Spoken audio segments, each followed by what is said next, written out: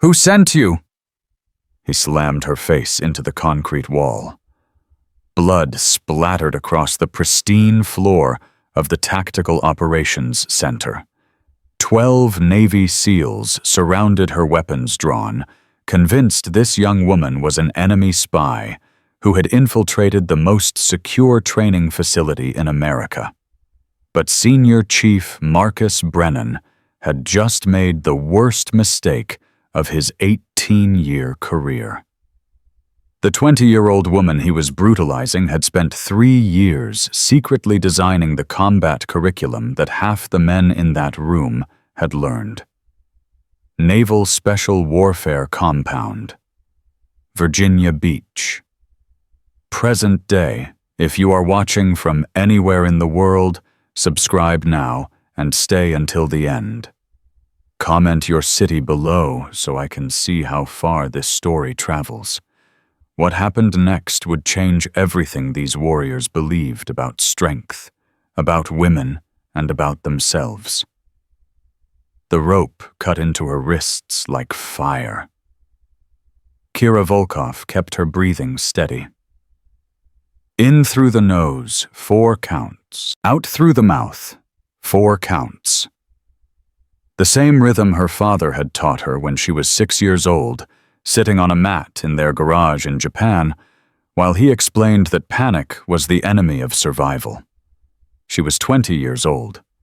She had pale blonde hair cut short enough to fit under a helmet. Her eyes were the color of winter ice, and right now they were watching Senior Chief Marcus Brennan with the patience of someone who had been waiting for this moment for 3 years. I asked you a question. Brennan grabbed her jaw and forced her head up. His fingers dug into the bruises already forming on her cheeks. Who sent you? My orders are signed by Admiral Hayes, Kira said. Her voice didn't waver. Joint Special Operations Command. You can verify with 1 phone call. Already tried. Brennan released her jaw and pulled a crumpled document from his pocket. Your orders are fake. Your credentials are fabricated. And your cover story has more holes than a practice target. He threw the papers in her face. Kira didn't flinch. She had expected this. The documents in Brennan's hand weren't her actual orders. Someone had intercepted them. Someone had replaced them with forgeries designed to make her look like exactly what Brennan feared most, an infiltrator. Those aren't my orders, she said calmly. Brennan laughed.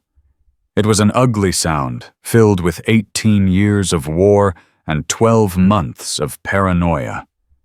That's what a spy would say. That's what anyone would say if you showed them forged documents. He hit her. The blow snapped her head to the side. She tasted copper, but she didn't cry out. She had taken harder hits in training. She had taken harder hits from men twice Brennan's size, and she had never once given them the satisfaction of seeing her break. Senior Chief, a voice from behind. Younger. Uncertain. Maybe we should wait for command to shut up, Cole. Brennan didn't turn around. I've seen what happens when we wait. I've buried friends because someone waited for verification instead of acting. Kira filed away the name. Cole. She remembered a petty officer, Dylan Cole, from the training records. Class of 2022. Exceptional scores in close quarters combat. One of the few students who had asked questions during her anonymous lectures instead of just absorbing information. He had potential. She had noted it in his file.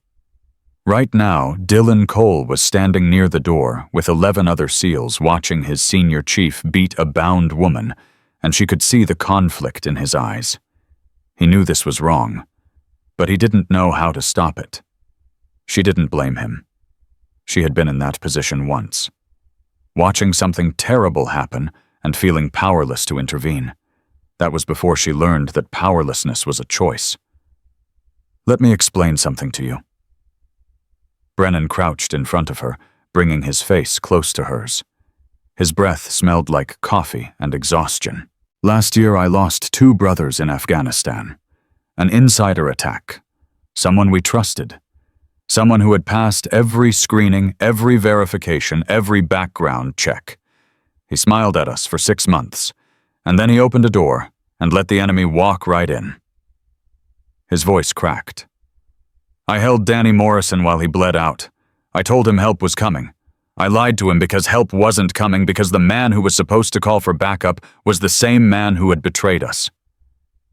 Kira met his eyes. For the first time, she saw past the aggression and the paranoia. She saw grief. Raw and unprocessed and festering. She knew that grief. She carried her own version of it. I'm sorry about your brothers, she said quietly. Brennan's jaw tightened. I don't want your sorry. I want answers. Then let me give you answers. But not like this.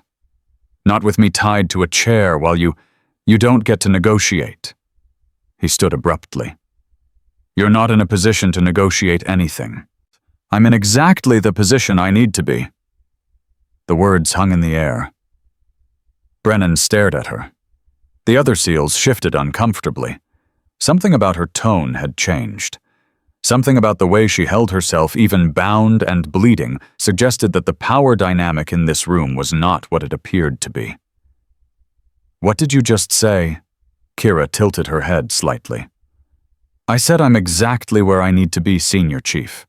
The question is whether you're going to let me complete my mission, or whether you're going to force me to complete it the hard way. For a moment, nobody moved. Then Brennan laughed again. But this time there was something different in the sound. A thread of uncertainty. Your mission? Right. And what exactly is your mission, gathering intelligence, sabotaging our systems, or just seeing how far you can push before we...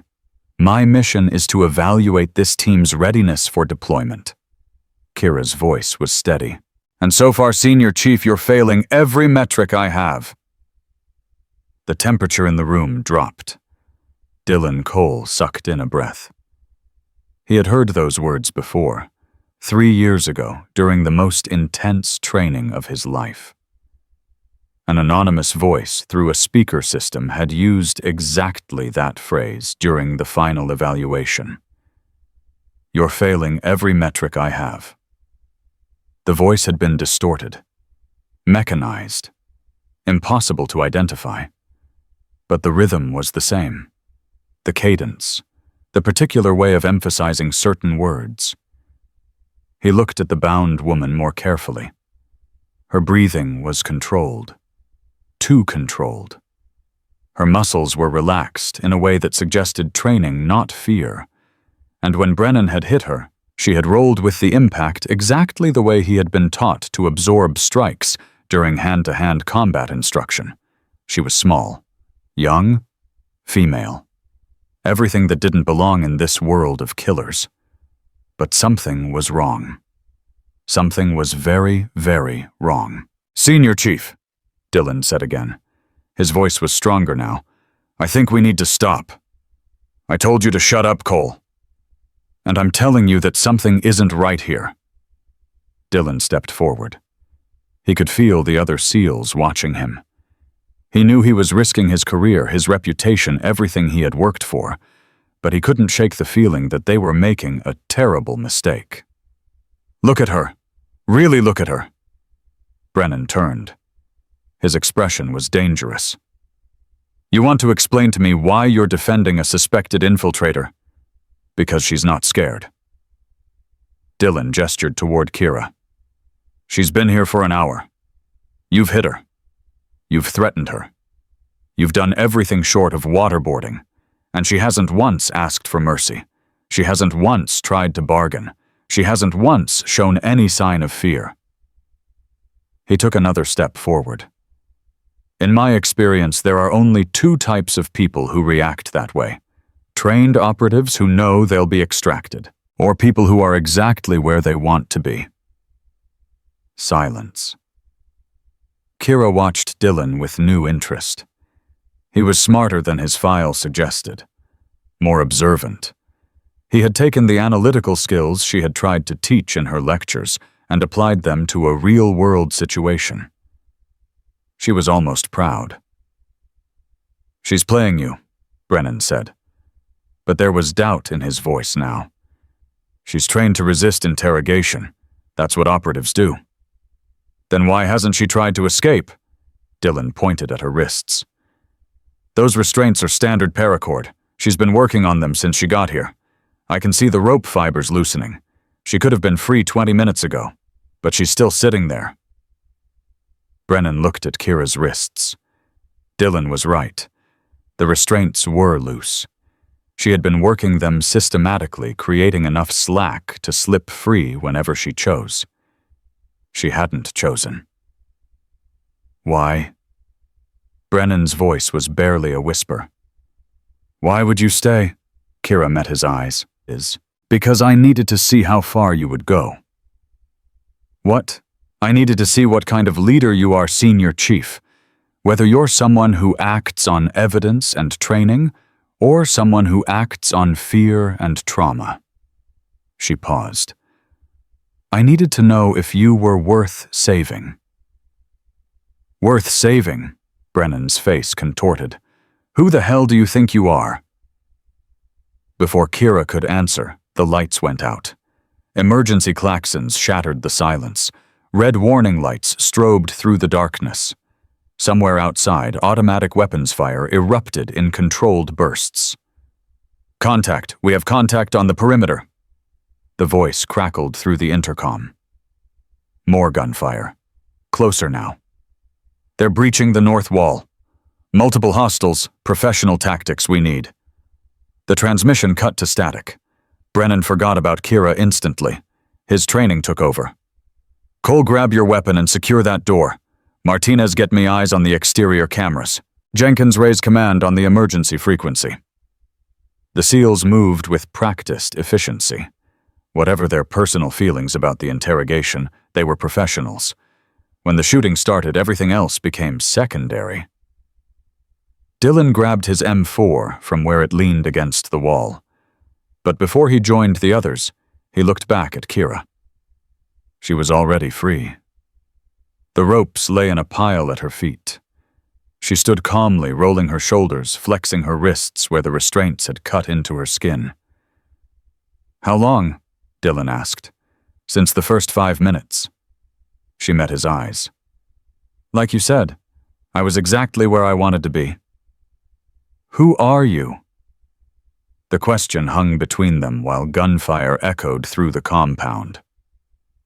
Kira walked past him toward the weapons rack against the far wall. She selected an M4 with quick professional movements, checking the chamber, adjusting the sights, slapping in a fresh magazine. "You already know who I am, Petty Officer Cole." She turned to face him. "You've known since I used that phrase about failing metrics. You just don't want to believe it." Dylan's blood ran cold. "That's impossible. The Phantom is a man older, someone who looks like they belong in a room full of warriors." Kira's smile was thin. "That's what everyone assumes. That's why it works." More explosions outside. The building shook. Dust fell from the ceiling. "Phantom has been training SEALs for 3 years, Dylan said. "The program started in 2022. You would have been 17. Kira nodded. "I was 17 when I designed the combat curriculum that saved your life in Mogadishu. I was 18 when I developed the CQB protocols that your team used in Yemen. I was 19 when I wrote the psychological resilience manual that every candidate in this compound has memorized." She chambered around. "And I'm 20 now, which means I've been doing this job for 3 years while everyone assumed I was a middle-aged man with decades of experience." She looked at him. "Assumptions are dangerous things, Petty Officer Cole. That's the first lesson I teach. It's also the lesson most people forget." Dylan stared at her. His mind was racing, trying to reconcile everything he knew about the Phantom with the young woman standing in front of him. The Phantom was legendary, a ghost who had single-handedly revolutionized SEAL hand-to-hand combat training.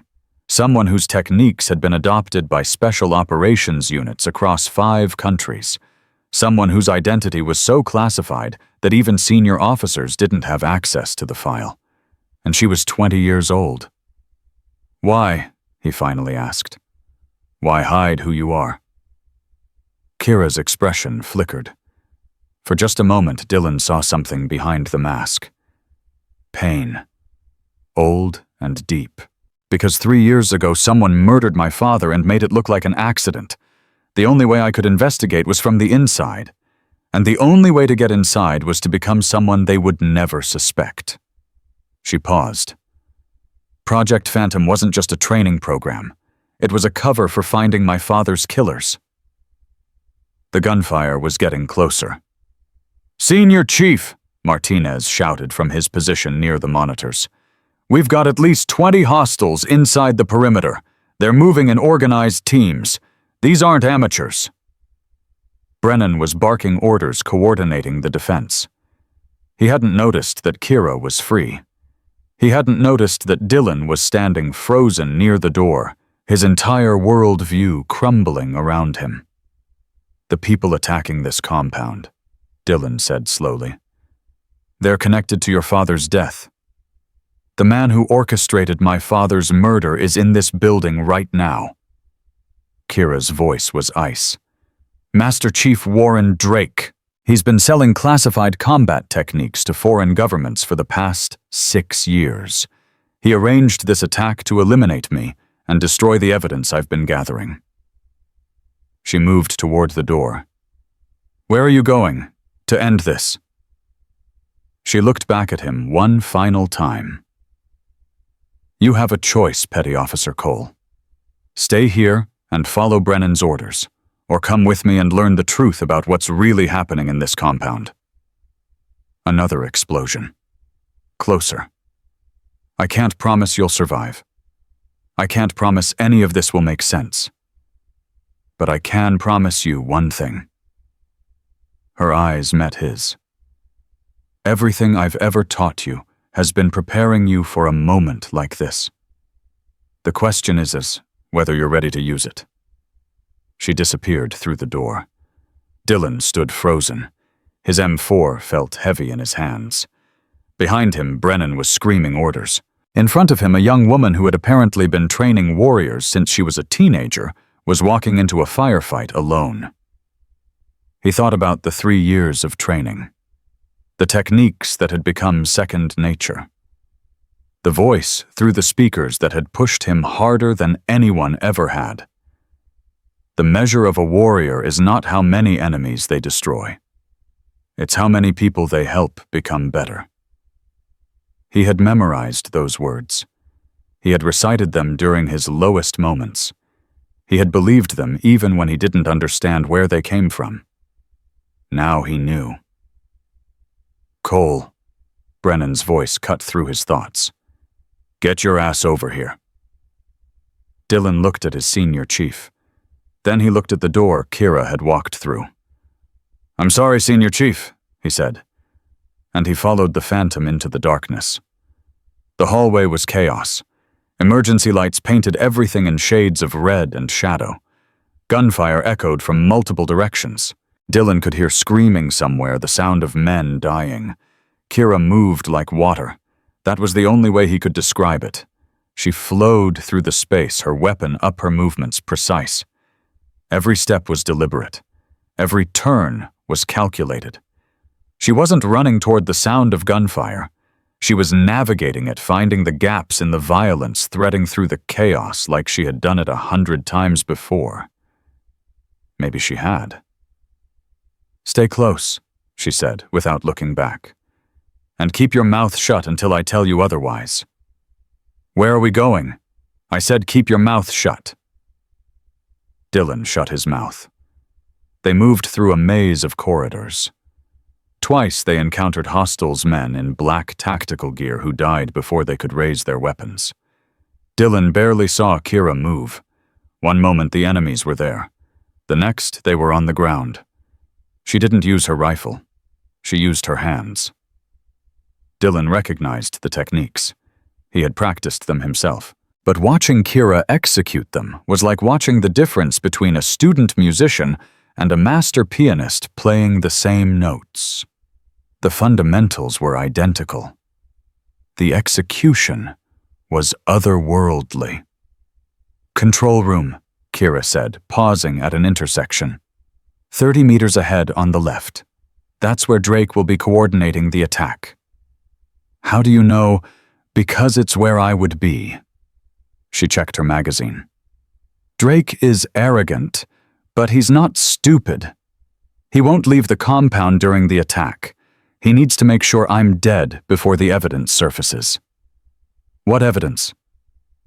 Kira reached into her pocket and pulled out a small device. A flash drive. It looked ordinary, the kind you could buy at any electronics store. Financial records, communications logs, coordinates of every SEAL team that was compromised because of techniques Drake sold. Her jaw tightened. "My father discovered what Drake was doing. That's why Drake had him killed." Dylan stared at the flash drive. Such a small thing. Such massive consequences. "If you've had that evidence for 3 years, why haven't you turned it in?" "Because Drake has protection. Senior officers who benefit from his network. Politicians who look the other way. I needed proof that couldn't be denied. I needed to catch him in the act." She gestured toward the sounds of battle. "This is him in the act. He arranged an attack on American soil to eliminate one person. There's no talking his way out of that." Footsteps, coming fast. Kira pushed Dylan against the wall and pressed herself beside him. Her hand went to his chest, holding him still. Her eyes tracked the movement around the corner. 2 hostiles, moving fast. Professional spacing. She held up 2 fingers. Pointed left, then right. Dylan nodded. He understood. When the hostiles came around the corner, they died in less than 3 seconds. Dylan had his target on the ground before conscious thought caught up. The training took over. The muscle memory. Everything Kira had taught without him knowing who was teaching. "Good," she said. Just that. 1 word. But it was enough. They kept moving. The control room was guarded. 4 men with heavy weapons. They had created a defensive perimeter covering all approaches. Dylan counted angles. There was no clean approach. Any assault would result in casualties. "There's no way through," he whispered. "There's always a way through." Kira studied the layout for exactly 3 seconds. "You're going to create a distraction. I'm going to handle the rest." "What kind of distraction?" She handed him a flashbang from her vest. "You have 4 seconds after detonation. Don't waste them." "Wait. You're going in alone against 4 armed..." She was already moving. Dylan watched her disappear into the shadows along the far wall. She moved without sound, without any indication that a human being was passing through space. It was unnatural. It was terrifying. It was beautiful. It was... He counted to 3. Then he pulled the pin on the flashbang and threw it around the corner. The explosion was deafening. Dylan came around the corner with his weapon up. 1 hostile was down, clutching his ears. Dylan put 2 rounds in his chest. A second hostile was turning his vision, still scrambled from the flash. He never completed the turn. Kira came out of nowhere. She hit the second man low, sweeping his legs, and drove her elbow into his throat as he fell. The third hostile tried to bring his weapon around. She was faster. She caught the barrel, redirected it, used his own momentum to spin him into the 4th man. Both went down. Neither got up. Dylan stood frozen, his weapon still raised, staring at the aftermath. 4 seconds, Kira said calmly. You took 3.7. Not bad. She stepped over the bodies and pushed open the control room door. Master Chief Warren Drake was waiting inside. He was older than Dylan expected. Mid-50s with gray hair cut military short, and the build of a man who had spent decades in special operations. His uniform was immaculate despite the chaos outside. His hands were clasped behind his back. He was smiling. Kira Volkov. Drake shook his head slowly. Victor's daughter. I wondered when you would finally make your move. Kira raised her weapon. On your knees, hands behind your head. You're not going to shoot me. Drake's smile widened. You've had 3 years to kill me. If that was your goal, I'd be dead already. No, you want something else. You want justice. You want the world to know what I did. He spread his hands. So here I am, ready to confess. This isn't a negotiation. Everything is a negotiation, child. Drake's eyes flicked to Dylan, then back to Kira. Does he know? Does he understand what you really are? Dylan felt the weight of the question. What is he talking about? Tell him. Drake's voice was soft, almost gentle. Tell him what his precious phantom really is. Tell him about the project that created you. Kira's finger tightened on the trigger. Shut up. Your father didn't just train you. Drake took a step forward. He engineered you. Diet, sleep, exercise, psychological conditioning, every moment of your life was designed to create the perfect warrior. You're not natural, Kira. You're a weapon that learned how to walk and talk. Dylan looked at Kira. Her face was stone, but something flickered in her eyes. Pain. My father loved me, she said quietly. Your father used you. Drake took another step. Just like the military uses all of us. The only difference is that Victor started earlier. He saw your potential before you could even speak. He molded you into something inhuman. Another step. And then he died, and you inherited his obsession. 3 years of hiding. 3 years of teaching soldiers from behind a screen because you're afraid of what they might see if they looked at you directly. I said shut up. You're afraid of me. You're afraid of them. But most of all, you're afraid of yourself. Drake was close now. Too close.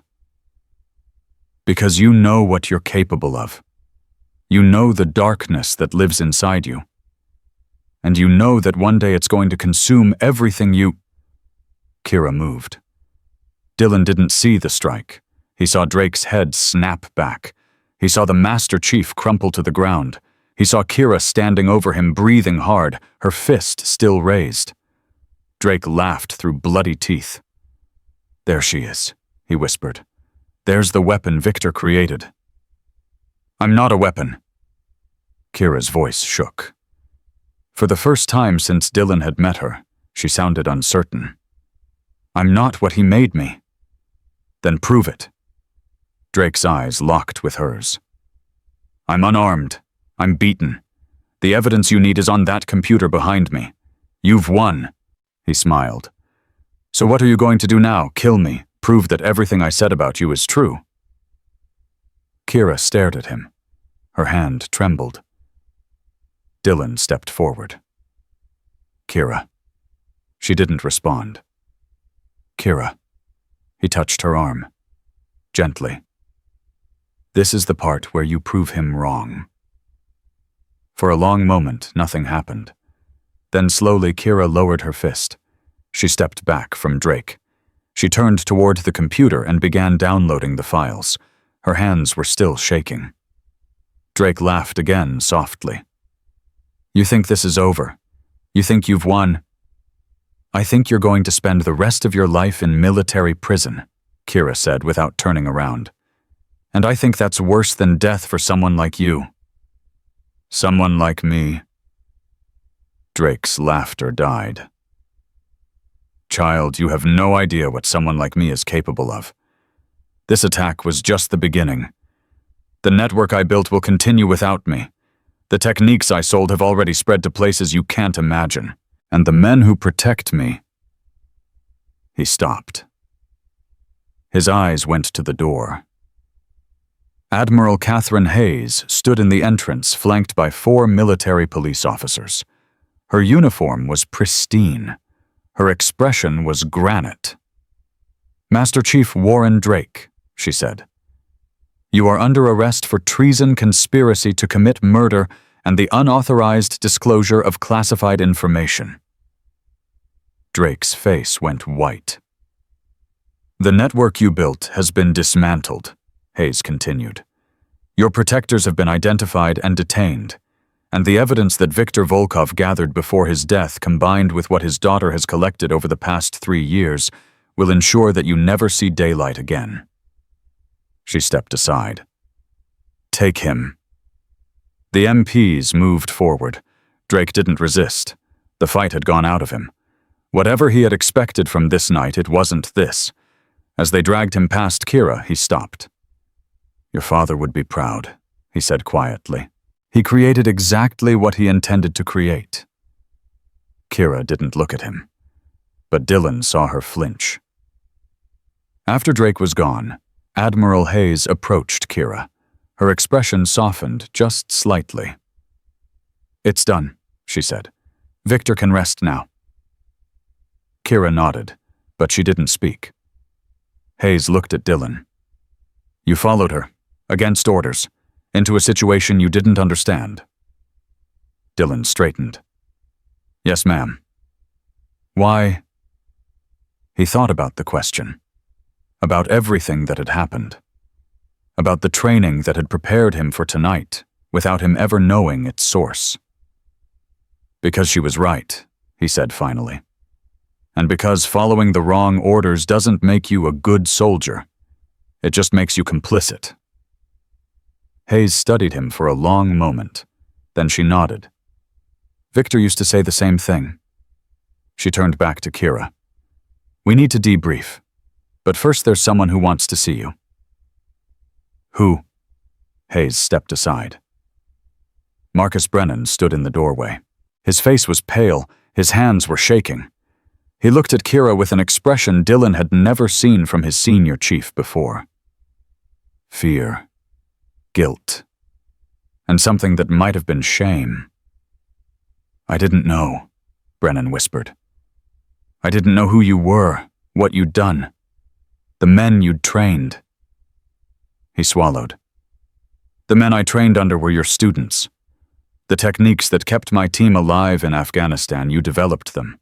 You saved us before we ever met, and I—" His voice broke. "I hurt you. I looked at you and saw an enemy because you were young, because you were female, because you didn't look like what I expected a warrior to look like." He took a shaking breath. "I'm sorry. I know it doesn't mean anything. I know I can't undo what I did. But I need you to know that I'm sorry." Kira stood very still. Dylan watched her. He saw the bruises on her face, the cuts on her wrists, the exhaustion in her eyes. He saw everything she had endured tonight and everything she had endured for the 3 years before. And he saw the moment when she made her choice. "I don't forgive you," she said quietly. Brennan flinched. "I don't forgive you because forgiveness isn't something you earn in a single moment. It's something you build through actions, through choices, through becoming the person you claim you want to be." She met his eyes. "But I'm giving you the chance to try." Brennan stared at her. "What happened tonight doesn't define you. It reveals you. It shows you what you're capable of when fear takes control." Kira's voice was steady now. "The question is what you're going to do with that knowledge. Are you going to let it destroy you? Or are you going to use it to become better?" She turned toward the door. "I'll be at Fort Bragg for the next 6 months developing the new training protocols. If you want to learn how to be the leader your sister believed you were, you know where to find me." She paused at the threshold. "And Brennan, the men who served under you tonight, they're watching. They're waiting to see what kind of man you really are. Don't disappoint them." She walked out into the dawn. Dylan watched her go. Then he looked at Brennan. His senior chief was crying silently, tears streaming down a face that had seen too much war and not enough healing. "Senior Chief," Dylan said quietly. Brennan looked at him. "She gave you a chance. That's more than most people would do. He shouldered his weapon. I suggest you take it. He followed Kira into the light. The morning air hit Kira's face like a slap. She kept walking, past the destroyed perimeter fence, past the bodies being loaded into trucks, past the medics working on wounded soldiers who had no idea that the woman walking by them had saved their lives 100 times before they ever met her. Dylan caught up to her near the east gate. Where are you going? Away! That's not an answer. Kira stopped. She turned to face him, and for the first time Dylan saw the cracks in her armor. The exhaustion. The pain that went deeper than the bruises on her face. I've been waiting 3 years for tonight, she said quietly. 3 years of hiding. 3 years of watching. 3 years of pretending to be something I'm not. Her voice wavered. And now it's over, and I don't know what I'm supposed to feel. You're supposed to feel like you won. Do I look like I won? Dylan studied her. The blood on her shirt. The rope burns on her wrists. The haunted look in her eyes that he recognized from soldiers who had seen too much combat, too young. You look like someone who needs to sit down before she falls down. Kira laughed. It was a broken sound, nothing like the controlled professional he had seen in the control room. You're not what I expected, she said. Neither are you. They stood there for a moment, 2 soldiers who had just survived something that would take years to process. Then Kira's knees buckled. Dylan caught her before she hit the ground. Easy. He lowered her gently, supporting her weight. When's the last time you slept? What day is it? Wednesday. Then Sunday. Maybe Saturday. 4 days. Dylan's voice cracked. You've been awake for 4 days. The attack was supposed to happen Monday, then Tuesday. Drake kept changing the timeline. She closed her eyes. I couldn't risk sleeping. Couldn't risk missing it. You could have died. I almost did. Several times. She opened her eyes. But I didn't. And now Drake is in custody, and the evidence is secured, and my father's name will finally be cleared. Her voice broke on the last word. Dylan didn't know what to say. He had trained under the Phantom for months. He had memorized techniques that had saved his life in combat. He had recited mantras about warrior spirit and mental resilience, but none of that training had prepared him for this, for the reality that his legendary instructor was a 20-year-old woman who had just collapsed from exhaustion after a 3-year mission to avenge her father's murder. Tell me about him, Dylan said quietly. Your father. Kira was silent for so long that he thought she wouldn't answer. Then she started talking. His name was Viktor Volkov. He escaped from Ukraine when he was 19. Walked across 3 countries with nothing but the clothes on his back and a determination that borders couldn't contain. Her voice steadied as she spoke, as if the memory of her father was an anchor. He joined the Navy the day he got his citizenship, said he wanted to protect the country that gave him a second chance. He served for 28 years, most of it in special operations, deployments to places that still aren't declassified. He sounds like a legend, sounds like a... He was. Kira's eyes were distant. But to me, he was just Dad. The man who made pancakes on Sunday mornings. The man who taught me how to ride a bike. The man who sat with me when I had nightmares and told me stories about brave warriors until I fell asleep. She paused. He started training me when I was 4. Not because he wanted a soldier. Because he had seen what the world did to women who couldn't defend themselves. He wanted me to be able to protect myself, to never be a victim. 4 years old, Dylan repeated. That's young. He made it a game at first, wrestling on the mats in our garage, learning how to fall without getting hurt, how to break a grip, how to escape from holds. Her lips curved slightly.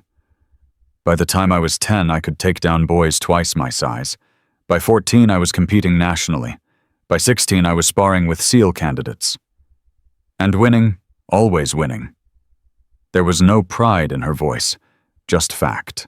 My father used to say I had a gift, not just physical. I could read people, predict their movements before they made them, understand their psychology in ways that took most fighters decades to learn. Dylan nodded slowly. He had experienced that gift firsthand during training. The Phantom had always seemed to know what mistakes students would make before they made them, had always known exactly what words would push them past their limits. Now he understood why. "What happened?" he asked. "To your father?" Kira's expression changed. The softness disappeared. Something harder took its place. 3 years ago, he discovered that someone inside Naval Special Warfare was selling classified combat techniques to foreign governments, techniques he had developed, techniques that were getting American operators killed because the enemy knew how to counter them. Drake. She spat the name.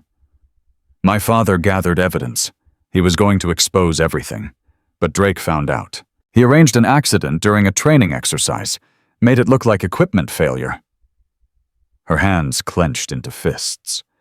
I was 17. I buried my father at Arlington. Full military honors, flag-draped coffin, 21-gun salute. Her voice was bitter. Everyone talked about what a hero he was, how he died serving his country. No one knew the truth. No one except me. How did you know? Because my father told me. Kira looked at him. The night before he died, he gave me a flash drive. Said if anything happened to him, I should take it to Admiral Hayes. Said she was the only one he trusted. But you didn't. I couldn't. Drake had too much protection. Senior officers, politicians, people who benefited from his network. She shook her head.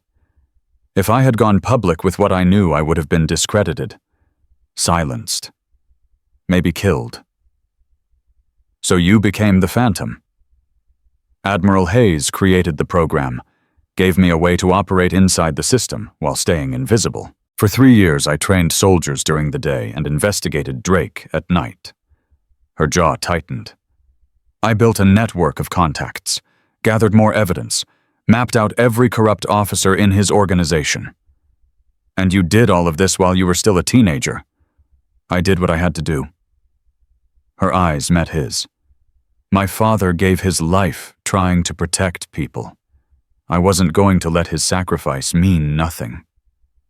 Dylan was quiet for a moment, processing everything he had heard. The things Drake said, he finally said. About your father engineering you. About you being a weapon. Kira flinched. Was any of that true? She didn't answer immediately. When she spoke, her voice was barely audible. My father trained me harder than anyone else he ever taught. He pushed me further, expected more. Some people might call that engineering. She swallowed. But he also loved me. He was there for every birthday, every nightmare, every moment when I wanted to quit. He wasn't creating a weapon. He was preparing his daughter for a world he knew could be cruel. There's a difference. Sometimes I'm not sure. She looked at her hands. Sometimes I look at what I can do, the things I've done, and I wonder if Drake was right, if there's something broken inside me, something that isn't quite human. Dylan reached out and took her hand. You saved lives tonight. You could have killed Drake, but you didn't. You gave Brennan a chance to be better instead of destroying him. He squeezed gently. Those aren't the actions of a weapon. Those are the actions of someone with more humanity than most people I've ever met. Kira stared at their joined hands. You barely know me. I know enough. Before she could respond, footsteps approached. Admiral Hayes appeared, her face grim.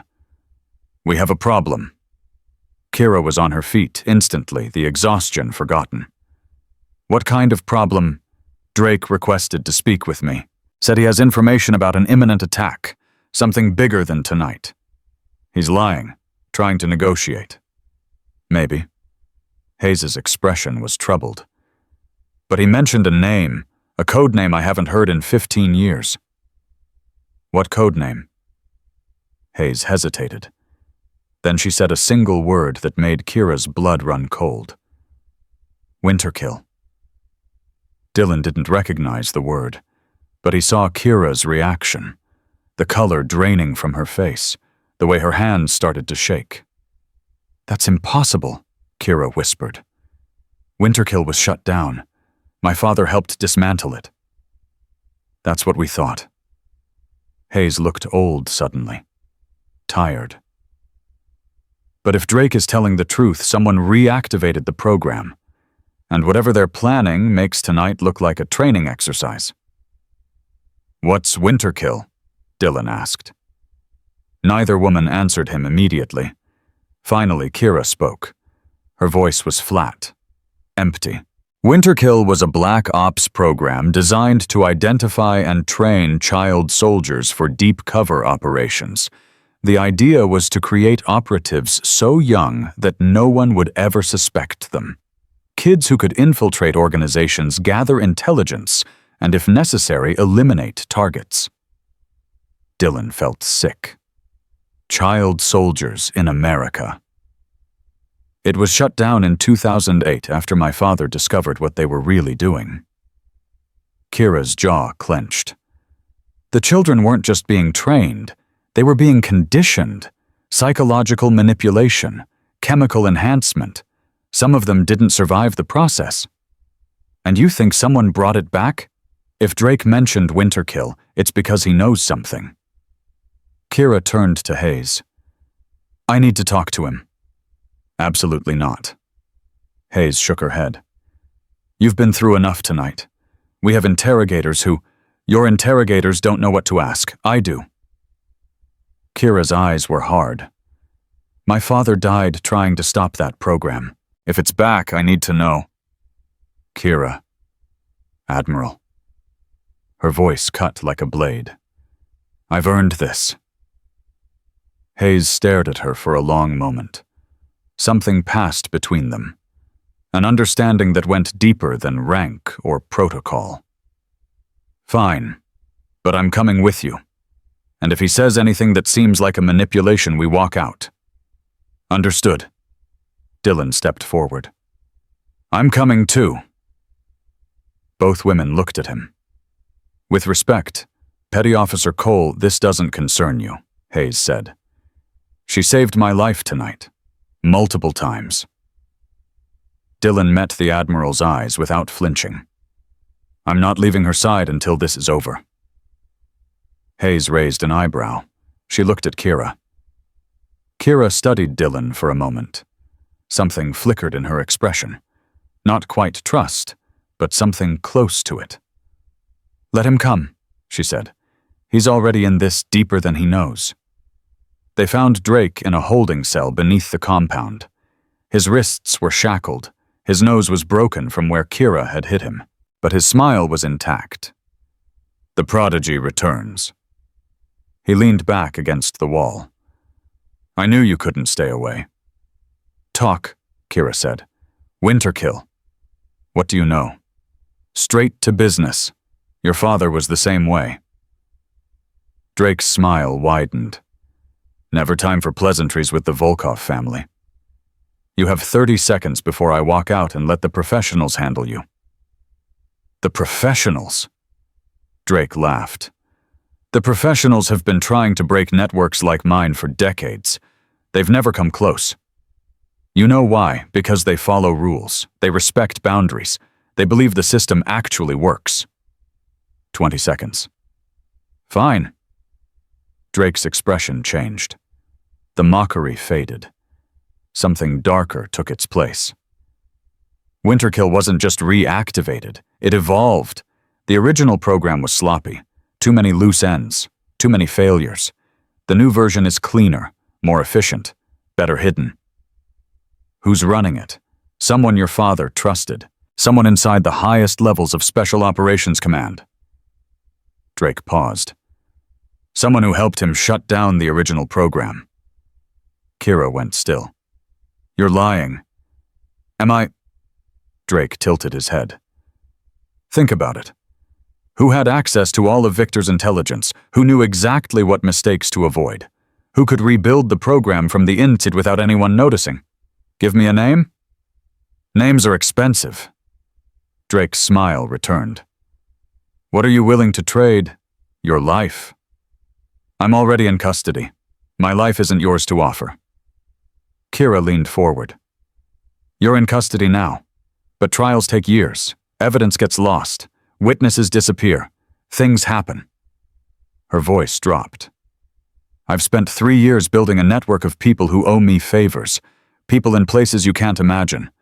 Do you really want to find out what I'm capable of when I stop playing by the rules? Drake's smile faltered. You're bluffing. Am I? Kira held his gaze. You told me I'm a weapon. Maybe you're right.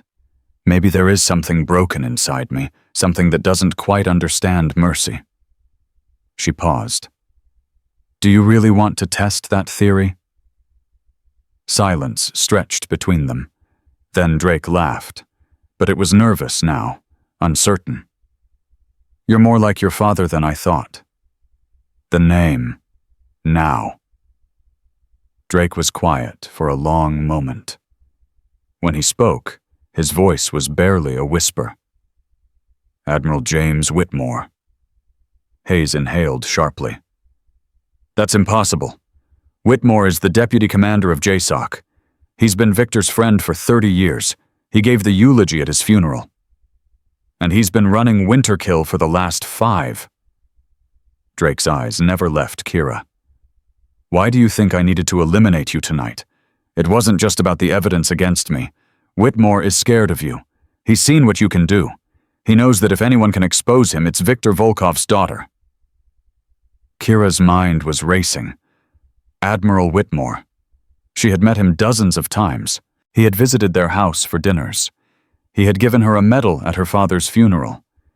He had looked her in the eye and told her that Victor was the best man he ever knew. Proof, she said. Where's your proof? I don't have proof. That's why I'm still alive. Drake shrugged. Whitmore eliminates anyone who can connect him to Winterkill. I survived by being useful, by running his financial networks, by making sure the money stayed hidden. You're a loose end now. I know. For the first time, genuine fear showed in Drake's eyes. That's why I'm talking. Whitmore will try to have me killed before I can testify. The only way I survive is if you take him down first. Why should I trust anything you say? Because I'm terrified. Drake's voice cracked. I've seen what he does to people who cross him. I helped cover up some of it. If you don't stop him, he's going to activate the next phase of Winterkill. What phase? The graduates. Drake swallowed. The children who survived the program.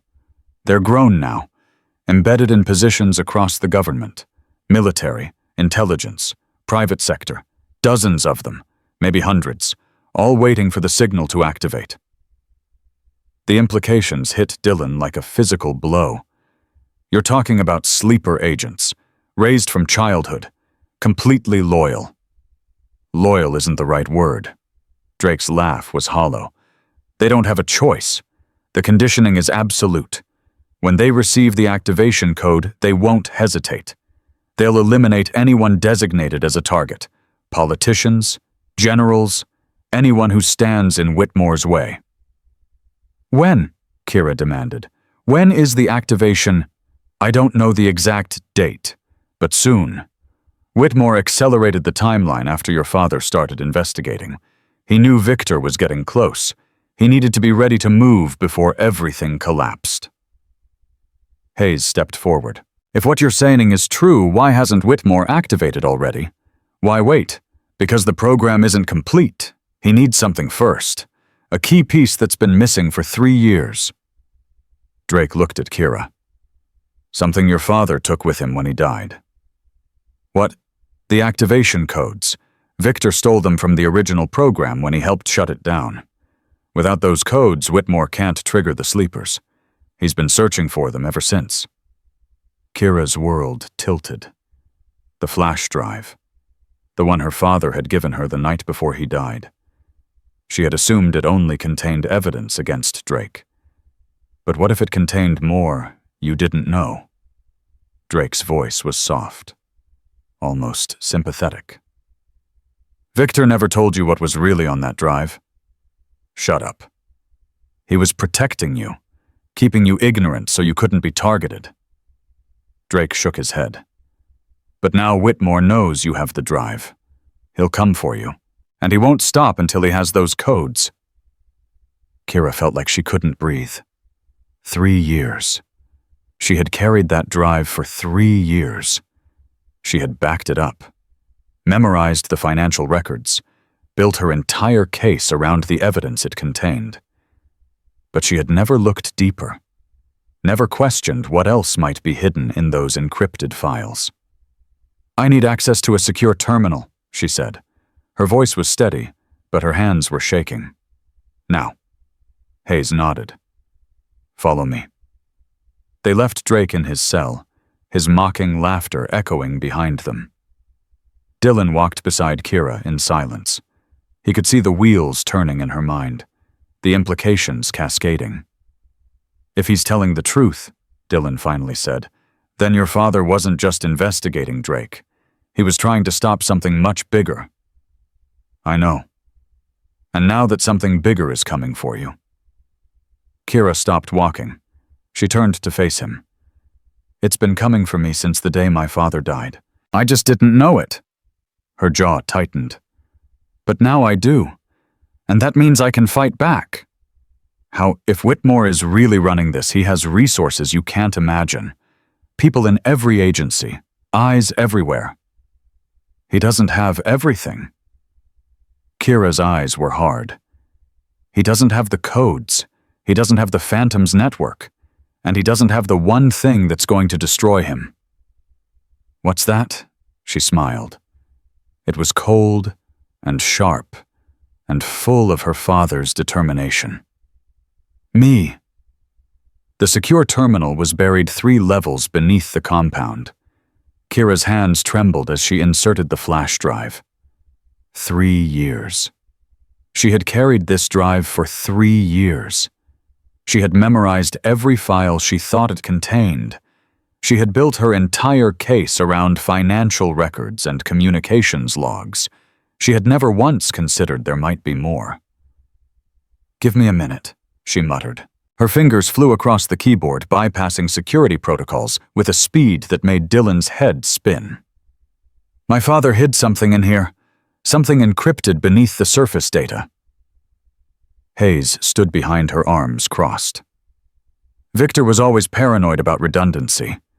He used to say that if you only had one copy of something important, you might as well have none. He was paranoid because people kept trying to kill him. Kira's voice was flat. Turns out he was right. The screen flickered. Lines of code scrolled past. Then something changed. "Got it." Kira leaned forward. "There's a partition I never saw before, hidden inside what looked like corrupted sectors. Can you access it?" "Already am." The files unpacked slowly.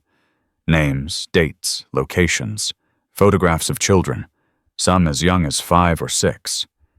Dylan felt his stomach turn. "Jesus," he whispered. Kira said nothing. Her face had gone completely blank the way it did when she was processing something too painful to feel. "These are the winter kill subjects," Hayes said quietly. "The children who were recruited into the program." "Not recruited." Kira's voice was ice. "Taken. Look at the intake reports. Orphanages, foster systems, refugee camps. They targeted children nobody would miss." She scrolled through more files. Training schedules, psychological evaluations, medical records documenting chemical treatments. Then she stopped. "Oh God." Dylan moved closer. "What Kira was staring at a photograph. A young girl, maybe 7 years old, with dark hair and hollow eyes. The intake date was stamped in the corner. August 15th, 2006. I know her. Kira's voice cracked. Her name was Maya. She was in the foster home next to the base where my father was stationed in San Diego. I used to play with her. Kira. She disappeared one day. They said she got adopted by a family in another state. My father told me she went somewhere better. Her hands clenched. He lied to me. He knew what happened to her. He knew, and he didn't stop it. Hayes stepped forward. Victor didn't know. Not then. He didn't discover Winterkill until 2008, 2 years after Maya was taken. By then, it was too late. Kira's eyes were wet. She was already gone. Already turned into whatever they made her. She forced herself to keep scrolling. More photographs. More children. Each one documented with clinical precision. Then she found the activation codes. They were buried in a file labeled fail-safe. Her father had encrypted them with a key that only she would recognize. The opening notes of the lullaby he used to sing when she couldn't sleep. This is it, she said. The codes Drake mentioned. Without these, Whitmore can't activate the sleepers. Copy them, Hayes ordered. We need to get this to the NSA. They can... No. Hayes blinked. Excuse me, I'm not copying anything. Kira pulled the flash drive from the terminal. These codes are leverage, the only leverage we have. If we hand them over to the intelligence community, they'll disappear into some black site, and we'll never see them again. Kira, this isn't your decision to make. It became my decision the night my father gave me this drive. Kira stood facing the Admiral. He didn't give it to you. He didn't give it to JSOC or the NSA or anyone else. He gave it to me, because he knew that I was the only one who would do what needed to be done. And what exactly needs to be done? We use the codes to identify the sleepers, find them before Whitmore can activate them, deprogram them if we can, neutralize them if we can't. That could take months, year. Then we'd better start now. Hayes stared at her for a long moment. The tension between them was electric. Two women who had both loved Viktor Volkov, both grieving him in different ways, both certain they knew what he would have wanted. Finally, Hayes spoke. You sound exactly like your father right now. Stubborn. Certain you're the only one who can fix everything. She shook her head. Victor was wrong about a lot of things. He was wrong to keep this from you. Wrong to think he could handle Winterkill alone. Wrong to believe that one person could take on an entire system. He was right about Drake. And he's dead because of it. Hayes's voice softened. I won't let you make the same mistake. Then help me. Kira stepped closer. You have resources I don't. Contacts, authority. We work together, we might actually have a chance. And if Whitmore finds out, he will find out. Probably already knows. Kira's jaw tightened. But he's scared. Drake said so himself. Whitmore is afraid of what I can do. That fear is an advantage. Before Hayes could respond, Dylan's radio crackled. We have incoming, a voice shouted through the static. Multiple helicopters approaching from the east. No transponders. They're not ours. Kira moved instantly. She grabbed Dylan's arm and pulled him toward the door. We need to move, now! What about the Admiral? Hayes was already drawing her sidearm. I'll coordinate the defense. You get that drive out of here. Admiral. That's an order, Kira. Hayes met her eyes. Your father died protecting that information. Don't let his sacrifice be worthless. Kira hesitated for just a second. Then she nodded. I'll come back for you. I know you will. Hayes smiled grimly. Now go. They ran. The corridor was chaos. Alarms screaming. soldiers scrambling for defensive positions. Somewhere above them, the first explosions began. "This doesn't make sense," Dylan shouted over the noise. "How did Whitmore mobilize a strike force this fast? Drake only gave us his name 20 minutes ago." "He didn't mobilize them." Kira's mind was racing. They were already coming. Drake's information was insurance in case the first attack failed. Whitmore planned for contingencies. So he's been planning to hit this compound all along. He's been planning to kill me all along. The compound is just collateral. They reached a junction. Left led to the main exit. Right led deeper into the facility. Kira went right. "Where are you going? The exit is..." "The exit is where they expect us to go." She pulled him along. "There's a maintenance tunnel that leads to a drainage system half a mile east. My father showed me the plans years ago." "Why would your father show you escape routes from a facility you'd never been to?" "Because my father planned for everything." Her voice caught. He knew this day might come. He just didn't know he wouldn't be here to see it. They descended through a series of access corridors. The sounds of battle faded above them. Kira navigated from memory, turning left, right, left again, without hesitation. Then she stopped. Someone was blocking the tunnel ahead. Marcus Brennan stepped out of the shadows. His face was pale, his hands were shaking, but the weapon he held was steady enough. "I can't let you leave," he said. Kira's hand moved toward her sidearm. "Don't." Brennan's voice cracked. "Please don't make me do this." "Brennan, what the hell are you doing?" Dylan moved forward. "Whitmore's people are attacking the compound. We need to evacuate." "I know who's attacking. I know why." Brennan's eyes were wet. "And I know what happens if she takes that drive off the base." Kira understood immediately. "Whitmore got to you." "He contacted me 6 months ago. Said he knew about my sister. Said he could tell me who was really responsible for the rocket that killed her." Brennan's weapon trembled. "He gave me names, locations, intelligence that I could never have accessed on my own. And in exchange, I keep an eye on anyone investigating certain programs. Report back if anyone gets too close." He swallowed. "I didn't know what Winterkill was. I didn't know what he was planning. I just wanted answers about Megan." "So you sold yourself to a man who turns children into weapons?" Kira's voice was cold. "Was it worth it? I didn't know." The weapon shook harder. "I thought he was helping me.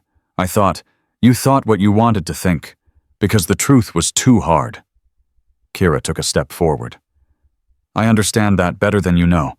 I spent 3 years believing my father was just an honest soldier who died in an accident, believing that because the alternative was too painful. Then you understand why I can't let you leave. I understand why you think you can't." Another step. "But you're wrong. Stay back. You're not going to shoot me, Brennan." Kira was close now, close enough to touch the barrel of his weapon. "You've done terrible things tonight. You've hurt innocent people. You've betrayed everything you swore to protect, but you're not a murderer." "How do you know that?" "Because I've spent 3 years studying warriors, learning what makes them fight, what makes them break, what makes them choose one path over another." She met his eyes. "You're broken, Brennan. But broken isn't the same as lost. You can still choose differently." The weapon wavered. "He'll kill me. If I let you go, Whitmore will kill me." "Maybe. Or maybe you help us stop him, and you get a chance to actually mean the apology you gave me earlier." Kira's voice softened. "My father used to say that the measure of a warrior isn't whether they fall, it's whether they get back up." "Your father's dead." "Yes, he is. Because he got back up one too many times." Her eyes never left his. "But he died fighting for something real, something that mattered." Can you say the same about the path you're on? Silence stretched between them. Then slowly Brennan lowered his weapon. I'm sorry. His voice broke. I'm so sorry. I know. Kira took the weapon from his hands. Now help us get out of here. They moved through the tunnels together, Brennan leading now, his knowledge of the facility filling gaps in Kira's memorized plans. There's a secondary exit through the old generator room, he said. Whitmore's people won't know about it. It was sealed off years ago after a flood. Can we get through? If we're fast. They reached the generator room. Dylan and Brennan worked together to pry open a rusted access panel while Kira watched their backs. Tell me about the sleepers, she said suddenly. Brennan froze. What? Whitmore must have told you something, given you some idea of the scope. How many are there? Where are they placed? I don't know exact numbers. Brennan's voice was barely audible, but he mentioned that they were everywhere. Military, intelligence, private sector. Some of them have been in position for over a decade. Do they know what they are? I don't think so. He said something about latent programming. They live normal lives until they're activated. Then they become something else entirely. Dylan yanked the panel open. We're through. They crawled through rusted pipes and collapsed sections of tunnel. Dylan's shoulders scraped against the walls. Brennan's breathing echoed in the confined space. Kira moved like she was born for this. Silent. Efficient. Every movement calculated. They emerged into pale morning light. The drainage outlet opened onto a wooded area half a mile from the compound. In the distance, smoke rose from multiple buildings. Helicopters circled overhead. We need transportation, Dylan said, and we need to get somewhere Whitmore's people can't find us. I have a safe house. Kira was already moving. My father set it up years ago, completely off the grid. Even the Admiral doesn't know about it. Where? West Virginia, old mining town that's been abandoned for decades. She glanced back at them. 3 hours if we move fast. They found an abandoned vehicle a mile down the road. Kira hot-wired it in under 30 seconds. Where did you learn to do that? Dylan asked. My father taught me. She didn't smile. He taught me a lot of things. They drove in silence for the first hour. Brennan sat in the back, staring out the window like a man watching his entire life collapse. Dylan kept checking their tail, looking for helicopters, waiting for the ambush that felt inevitable. It never came. Why aren't they following us? He finally asked. Whitmore has resources, satellites, surveillance. He should have tracked us by now. He's not trying to track us. Kira's eyes stayed on the road. He wants us to run, wants us to go somewhere isolated, somewhere his people can operate without witnesses. So we're walking into a trap. We're walking into his trap. But he's also walking into mine. She reached into her jacket and pulled out a small device. A satellite phone. What are you doing? Making a call. She dialed a number from memory. After 3 rings, someone answered. Shadow Actual, she said. Authenticate Phantom 77. Silence on the other end. Then a voice. Young. Female. Surprised. Phantom. We thought you were dead. The compound. I'm not dead, and I need immediate support. Full network activation. Ma'am, the network hasn't been activated in 3 years. Most of us have been operating independently. We don't even know. Then it's time to come together. Kira's voice was steel. Winterkill is active. Admiral Whitmore is compromised, and I have the activation codes he's been searching for. Dead silence. Did you say Admiral Whitmore? I did. Ma'am, that's the deputy commander of JSOC. If you're wrong about this. I'm not wrong. I have documentation. I have witness testimony, and I have approximately 6 hours before he figures out where I'm going and sends a kill team. More silence. Then the voice returned harder now, more focused. What do you need? Everything. Every contact. Every asset. Every favor that's ever been owed to the Phantom Network. Kira paused.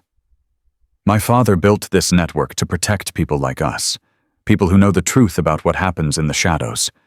It's time to use it. Understood. We'll start making calls. One more thing. Kira's jaw tightened. I need everything you can find on a subject named Maya. Intake date, August 15th, 2006. San Diego region. What's her significance? She might be the key to everything. Kira closed her eyes for just a second. Or she might be the one they send to kill me. She ended the call. Dylan stared at her. You think your childhood friend is a winter-kill sleeper? I think nothing is coincidence when it comes to this program. Kira's hands tightened on the wheel. Maya disappeared the same year Winterkill was expanding, the same year my father was stationed in San Diego, the same year he first started noticing irregularities in special operations funding. You think Whitmore took her specifically because of your father? I think Whitmore has been playing a longer game than any of us realized. She glanced at him. My father wasn't just investigating Winterkill. He was a threat to it. Taking Maya might have been insurance, a weapon to use against him if he ever got too close. But he didn't get too close until 2008. No, he got too close in 2006. Kira's voice was bitter. He just didn't know it yet. Whitmore did. Whitmore saw the threat before my father even understood what he was looking at. From the back seat, Brennan spoke for the first time in an hour. There's something I didn't tell you. Kira's eyes flicked to the rearview mirror. What? When Whitmore first contacted me, he asked about you. Specifically, he wanted to know everything I could find out about Viktor Volkov's daughter. That's not surprising. He's been trying to find me for years. No, you don't understand. Brennan leaned forward. He wasn't asking because he was afraid of you. He was asking because he was proud. Cold silence filled the vehicle. What did you just say? He said you were proof that the program worked. That Viktor had done exactly what Winterkill was designed to do. Brennan's voice trembled. He said you were the most successful product of the entire operation. Kira's foot slammed on the brake. The vehicle skidded to a stop on the empty road. Dust billowed around them. Her knuckles were white on the steering wheel. That's impossible. Her voice was barely audible. My father would never. I'm just telling you what he said. Brennan looked terrified. He said Viktor didn't just help shut down Winterkill. He helped design it. Years before anyone else. The techniques they used, the training protocols, the psychological conditioning. It was all based on how Viktor raised you. Dylan reached for her arm. Kira, don't touch me. She jerked away. Her breathing was ragged. Her eyes were wild. He's lying. Whitmore is lying. My father wasn't part of that program. He stopped it. He gave his life trying to stop it. Maybe he was trying to stop what it became. Dylan's voice was gentle. Maybe the original idea was different. Something he believed in. And then it got twisted into something he couldn't recognize. No. Kira shook her head. No. My father was a good man. He loved me. He protected me. He wasn't. She stopped. Her father's voice echoed in her memory. All those lessons in the garage. All those techniques that seemed so natural. All those moments when he pushed her harder than any normal child should be pushed. I'm preparing you for a world that can be cruel. You have a gift, Kira. Something that can't be taught. Only developed. The measure of a warrior isn't how many enemies they destroy. It's how many people they help become better. What if the lessons weren't just preparation? What if they were something else entirely? Kira. Dylan's voice pulled her back. Whatever your father was or wasn't, it doesn't change who you are. You're not a product. You're not a weapon. You're a person who has saved lives, who has trained warriors, who chose to give Brennan a second chance instead of putting a bullet in his head. How do you know I chose that? Her voice was hollow. How do you know it wasn't just programming conditioning designed to make me seem human when I'm really just... Because I saw your face when you looked at Maya's photograph. Dylan moved closer. That wasn't programming, that was grief. Was real human grief for a friend you lost.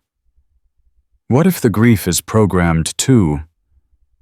Then it's the most human programming I've ever seen. He reached for her hand. This time she didn't pull away. Listen to me. I don't care what Whitmore says.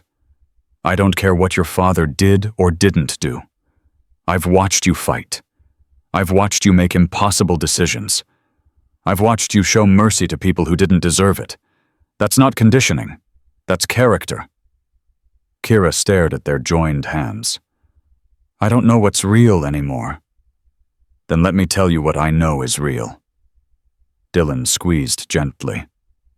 You're sitting in a car in the middle of nowhere with a man you just met and a man who tried to kill you. You're being hunted by one of the most powerful people in the military. You're carrying information that could bring down an entire shadow government. And instead of running, instead of hiding, you're planning to fight. He leaned closer. That's not programming, Kira. That's courage, the kind that can't be manufactured. She was quiet for a long moment. Then slowly she released a breath she hadn't realized she was holding. We need to keep moving. Her voice was steadier now. Whitmore's people won't wait forever. She put the vehicle back in gear, but she didn't let go of Dylan's hand. The safe house was exactly where Kira remembered. An abandoned mining facility buried in the West Virginia mountains. No roads led directly to it. No satellites could penetrate the thick canopy. Her father had chosen it specifically because it was invisible to the world he had spent his life navigating. Now she understood why he needed a place to hide. We're here. She killed the engine. The silence that followed felt heavier than the hours of tension that had preceded it. Dylan scanned the surroundings. This is where Victor set up his backup. One of them. He had 3 that I know of, probably more that he never told me about. Kira's voice was flat. Apparently there was a lot he never told me about. Brennan climbed out of the back seat, his movements stiff from hours of sitting in silence. What now? Now we wait. Kira headed toward the main structure. My network is gathering intelligence. We should have actionable information within a few hours. And if Whitmore finds us first, then we improvise. The interior was exactly as Victor had left it. Supplies, communications equipment, weapons. Everything a man would need if the world he had helped build came crashing down around him. Kira ran her hand across a dusty console. Her father had touched this same surface, had planned for scenarios exactly like this one, had known even then that his past might one day catch up with him. You okay? Dylan's voice was soft. No. She didn't turn around. I'm questioning everything I thought I knew about the man who raised me. I'm wondering if every moment of my childhood was calculated, if every lesson was programming, if the person I loved most in the world was a monster hiding in plain sight. That's not... Don't. She finally faced him. Don't tell me it's not true. You don't know. I don't know. Nobody knows except the people who built Winterkill, and one of them is dead, and the other wants me eliminated. Dylan was quiet for a moment. You're right, he finally said. I don't know what your father was, but I know what you are, and that's enough for me. Before Kira could respond, a light on the console blinked. Incoming transmission. She activated the receiver. Phantom Actual. Ma'am, this is Shadow Network. We have the information you requested. Go ahead. Subject Maya intake August 2006. Real name Maya Chen. Current status active operative designation Echo 7. A pause. Ma'am, she's been embedded in naval intelligence for the past 4 years. Security clearance top secret. Current assignment. Let me guess. Kira's voice was ice. Special Operations Command. Yes, ma'am. She's Admiral Whitmore's personal aide. Dylan sucked in a breath. He kept her close, all these years. Of course he did. Kira's mind was racing. Maya was taken the same year my father started noticing problems. She was his insurance policy, his weapon against the Volkov family if we ever became a threat. What do? We find her. Kira turned back to the console. Shadow Network, I need Maya Chen's current location. Working on it. More silence. Ma'am, we have a problem. What kind of problem? Maya Chen departed JSOC headquarters approximately 6 hours ago. Her stated destination was the Virginia Beach compound. Kira went still. She was part of the attack. Unknown, but her timing suggests coordination. Where is she now? We lost track of her vehicle 2 hours ago. Last known position was... The operative paused.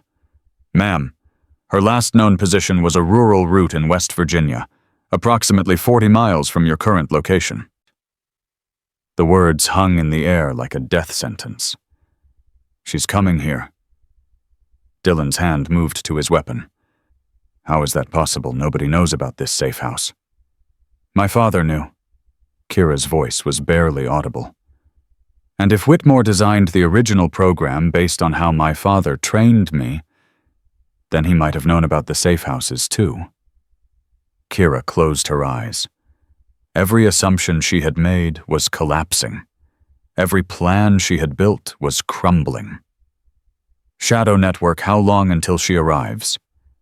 At her last known speed, approximately 90 minutes. But ma'am, there's something else. What? We intercepted a communication between Maya Chen and Admiral Whitmore approximately 1 hour ago. The transmission was encrypted, but we managed to decode a fragment. Play it. Static crackled through the speakers. Then Maya's voice, young and cold and utterly empty of emotion. Target confirmed. Proceeding to secondary location. Estimated contact in 2 hours. Whitmore's response was calm, almost fatherly. Remember your training, Echo 7. Remember what they took from you. The Volkov girl is not your friend. She is the daughter of the man who abandoned you. Understood. Bring me the codes.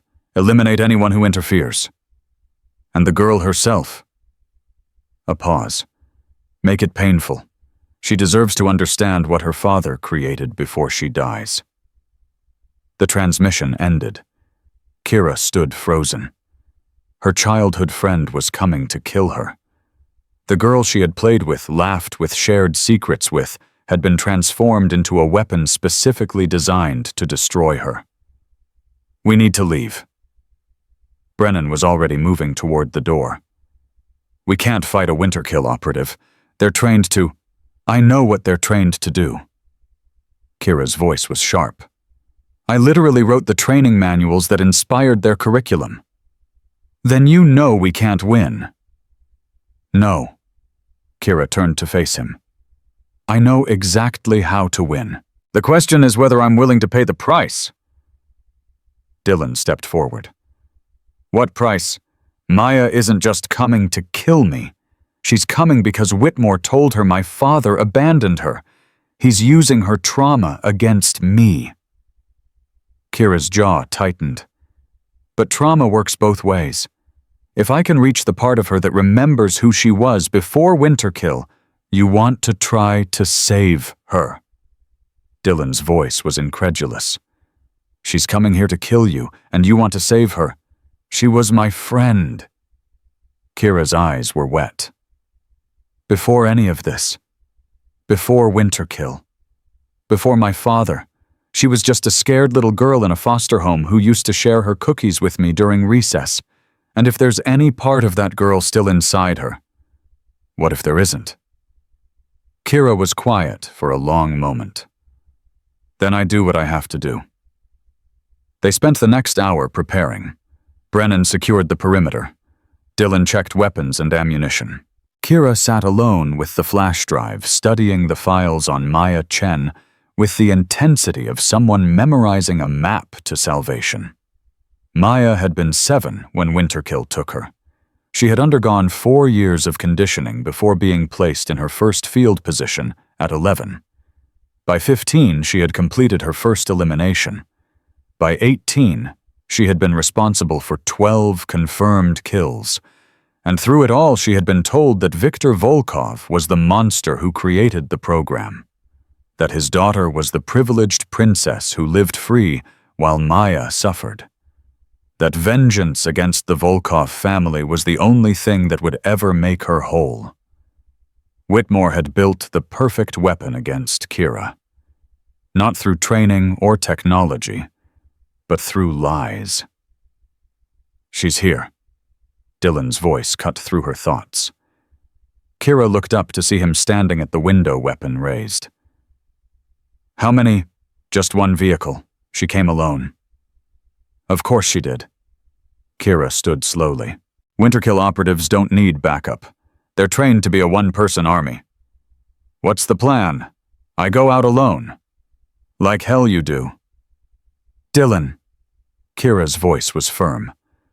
"If you or Brennan interfere, she'll see you as threats.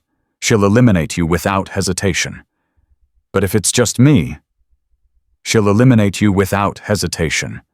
That's literally what Whitmore ordered." "Maybe. Or maybe she'll hesitate just long enough." Kira moved toward the door. "Maya and I played together for 2 years. We were children. Before the program, before the lies, before any of this. Somewhere inside her, those memories exist. I have to believe that. And if you're wrong..." Kira paused at the threshold. She looked back at him, and for just a moment she let him see the fear beneath the certainty. "Then make sure the flash drive gets to Admiral Hayes. Make sure Whitmore pays for what he's done." She walked out into the fading light. Maya Chen was standing 50 feet away. She looked exactly like her photograph, but older now. 23 years of age, dark hair pulled back, eyes that held absolutely nothing. She was holding a knife, not a gun. A knife. Personal. Intimate. This was meant to be painful, just like Whitmore ordered. "Hello, Maya." Kira kept her voice calm. Her hands were empty, raised slightly. Non-threatening. "Don't call me that." Maya's voice was flat. "My designation is Echo 7. Maya Chen died 16 years ago." "No, she didn't." Kira took a slow step forward. "I remember Maya Chen. She had a birthmark on her left wrist shaped like a heart. She was afraid of thunderstorms. She used to hum when she was happy, even when she didn't realize she was doing it." Something flickered in Maya's eyes. Just for a second. "Those are lies. Implanted memories designed to... They're not lies. They're the truth. You and I played together when we were children, before Winterkill, before Whitmore, before any of this. Whitmore told me about you." Maya's grip tightened on the knife. "You're the Volkov girl, the princess who got to grow up free while I was turned into this. Your father created the program that destroyed me. That's what Whitmore told you. But Whitmore lies." Kira took another step. "My father didn't create Winterkill. He helped shut it down. He gave his life trying to stop what they did to you." More lies.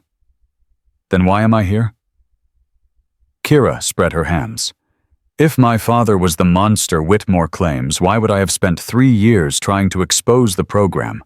Why would I have risked everything to find the truth about what happened to children like you?" Maya hesitated. The knife wavered. "You're trying to manipulate me. That's what they warned me about. The Volkov family specializes in psychological manipulation." "Is that what this feels like?" Kira's voice softened. "Does this feel like manipulation? Or does it feel like someone who remembers the girl you used to be?" "I don't remember anything." "Yes, you do." Another step. "You remember the cookies, chocolate chip, your favorite. You used to break them in half and give me the bigger piece because you said I was too skinny." Maya's breathing changed. Faster now, unsteady. "Stop it. You remember the thunderstorm, the night the power went out at the foster home and you crawled into my bed because you were scared. I held your hand until the storm passed. Stop talking. You remember the last day, the day the men in black came and took you away. You were crying. You reached for me. You said my name. You said, 'Stop!'" Maya lunged. Kira didn't fight back. She let the knife come. Let Maya drive her to the ground. Let the blade press against her throat hard enough to draw blood. "Go ahead." Kira's voice was steady, even with steel against her jugular. "Kill me, if that's what you need to do. If destroying me is the only way you can feel whole." Maya's hand trembled. Her face was inches away. Up close, Kira could see the scars. The ones on her neck, her arms, marks from years of training that crossed the line into torture. "But before you do," Kira continued, "ask yourself one question. If everything Whitmore told you is true, why did he send you alone? Why didn't he come himself? Because I'm the weapon. I'm designed for this. You're designed to be disposable." Kira held her gaze. "Think about it, Maya. You know the codes exist. You know they're the key to activating every sleeper in the program. Whitmore wants those codes more than anything. If he trusted you, he would be here himself, ready to take them the moment I'm dead." Maya's knife hand shook harder. "He sent you alone because he doesn't expect you to survive. He expects you to kill me, get the codes, and then he'll eliminate you to tie up loose ends. You're not his weapon, Maya. You're his sacrifice. You're lying. Am I?" Kira didn't blink. "Radio him. Right now. Ask him what happens after you complete the mission. Ask him where you're supposed to go. Ask him if there's a future for you in his plans." Maya didn't move. The knife stayed at Kira's throat. "You can't, can you, because you already know the answer. You've known it for years. You just couldn't let yourself see it." Silence stretched between them. The only sound was their breathing and the wind through the trees. Then Maya spoke, her voice barely a whisper. "He said I was special. He said I was the best operative in the program. He said when everything was over, I would finally have a home, a family, everything that was taken from me. And you believed him. I had to believe him." Maya's voice cracked. "I had nothing else, no memories, no identity, no purpose except what they gave me. If I stopped believing, I would have what?" A tear slid down Maya's cheek. "I would have had to face what they made me, what I've done, the people I've killed." Her voice broke. "Do you know what it's like to wake up every morning knowing you're a monster, knowing that every skill you have, every instinct, every reflex exists only to destroy?" Kira reached up slowly, carefully. She wrapped her hand around Maya's knife hand. "Yes," she said quietly. "I know exactly what that's like." Maya stared at her. "I spent 3 years wondering if I was real, if anything about me was genuine, or if it was all just programming. I looked in the mirror and couldn't tell if the person looking back was human or weapon." Kira's grip tightened. "I'm still not sure. I might never be sure, but I've learned something that Whitmore never wanted either of us to know." "What? It doesn't matter what they made us. It matters what we choose to become." The knife clattered to the ground. Maya collapsed against her, sobbing. 16 years of conditioning, 16 years of lies, 16 years of believing she was nothing but a tool, all of it crumbling in the space between heartbeats. Kira held her. The way she should have held her 16 years ago, when the men in black came and took her friend away. "I've got you," she whispered. "I've got you. You're not alone anymore." They stayed like that for a long time. Finally, Maya pulled back, Her face was wet. Her eyes were different now, not empty, something human flickering behind them. Whitmore will know I failed. He'll send others. Let him. Kira stood pulling Maya up with her. We have something he doesn't. What? The truth, and someone who knows exactly how the sleeper program works. Maya's expression shifted. Understanding dawning. You want me to help you stop it, help you deprogram the others. I want you to help yourself. Kira met her eyes. The first step to becoming something other than what they made you is choosing to fight against it. Help me destroy Winterkill, and maybe we both get a chance to figure out who we really are. Maya was quiet for a long moment. He'll kill us both. Maybe. Probably. Kira smiled grimly. But at least we'll die as ourselves, not as what they designed us to be. Dylan and Brennan emerged from the safe house. They had watched everything through the window weapons ready, but never fired. Is it over? Dylan asked. No. Kira looked at Maya. It's just beginning. Maya straightened. The tears were drying. Something else was replacing them. Purpose. Whitmore has a backup facility, a place where he keeps the activation equipment. If he can't get the codes from you, he'll try to find another way to trigger the sleepers. Where? A black site in Montana, underground, heavily guarded. Maya's jaw tightened. I can get us in. I have the access codes. Why would you help us, after everything? Maya looked at her. Really looked at her. And for just a second, Kira saw the ghost of the little girl who used to share her cookies. Because you were right. Somewhere inside me, Maya Chen isn't dead. She's been screaming for 16 years and no one could hear her. Her voice hardened. It's time to let her out. Kira nodded slowly. Then let's finish this. Behind them, the sun was setting. In front of them, the road stretched into darkness. And somewhere in Montana, Admiral James Whitmore was waiting, not knowing that his most trusted weapon had just become his greatest enemy. They drove through the night. Maya sat in the front passenger seat, her eyes fixed on the darkness ahead. She hadn't spoken in hours, but her hands moved constantly, tracing patterns on her thighs that Kira recognized as stress responses.